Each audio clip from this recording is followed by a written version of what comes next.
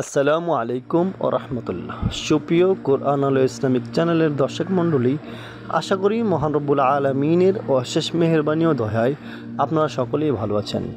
আজকে এমন 12টি কাজ আপনাদের সম্মুখে উল্লেখ করব, যে 12টি কাজ যদি কোনো ব্যক্তি করে থাকে এবং করে, ওই ব্যক্তির স্বাস্থ্য এবং স্মরণশক্তি নষ্ট হয়ে যাবে।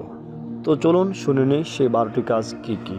1 নাম্বার, কোনো ব্যক্তি যদি আসরের নামাজের পরে ঘুমায়, তাহলে ওই ব্যক্তির স্বাস্থ্য এবং ব্রেন শক্তি, স্মরণশক্তি নষ্ট হয়ে যাবে।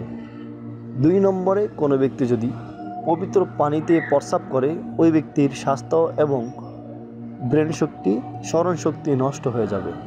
3 নম্বরে, কোনো ব্যক্তি যদি ঘাড় কামায়, তাহলে তার ব্রেন শক্তি নষ্ট হয়ে যাবে এবং স্বাস্থ্যও কমে যাবে। 4 নম্বরে, ইঁদুরের ঝুঁটটা অর্থাৎ উচ্ছিষ্ট, এটা খাওয়ার কারণে স্বাস্থ্য এবং ব্রেন শক্তি নষ্ট হয়ে যায়।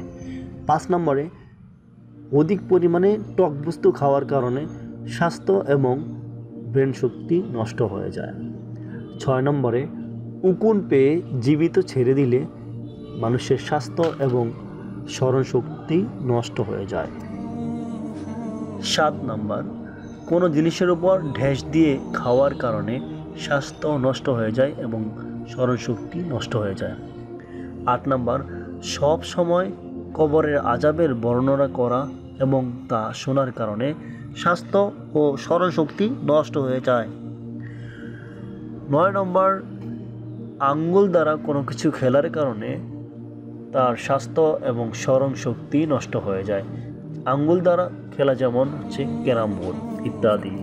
10 নম্বর, কবরের উপর লিখিত স্মৃতিফলক বা কবরে যে সমস্ত জিনিসগুলো লেখা রয়েছে সেগুলো পড়ার কারণে মানুষের স্বাস্থ্য এবং ব্রেন শক্তি নষ্ট হয়ে যায়। 11 নম্বরে, ফাঁসির কাছে ঝুলানো লোকের দিকে তাকালে ব্রেন শক্তি নষ্ট হয়ে যায়, স্বাস্থ্য নষ্ট হয়ে যায়। 12 নম্বর, বিসমিল্লাহ না বলে কোনো কিছু খাওয়ার কারণে মানুষের স্বাস্থ্য এবং স্মরণশক্তি, ব্রেন শক্তি নষ্ট হয়ে যায়। মহান আল্লাহ তাআলা আমাদেরকে এই 12টি কাজ থেকে দূরে থাকার জন্য তৌফিক দান করুন। আমিন।